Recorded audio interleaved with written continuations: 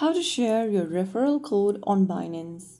Hello everyone, welcome back to Trading for Beginners. If you are using Binance and want to share your referral code, then it allows eligible users to invite friends using a unique referral code or referral link. First of all, open up Binance application or visit the Binance website and sign into your account.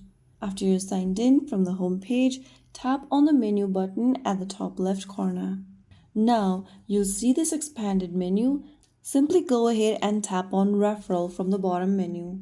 After you open this Referral tab, go ahead and look for the Invite via Referral Code or Referral Link option. Tap on the copy button right next to one of those referral link or referral code, and then you can go ahead and share it directly through apps like WhatsApp, Telegram messages, or email.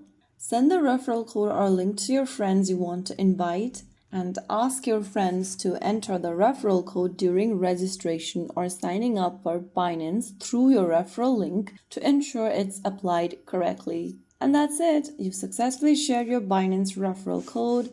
Now you can track your referrals and any eligible rewards from the referral section of your Binance account. So that's how it's done. If you found the video helpful, don't forget to like, share, and subscribe to our channel.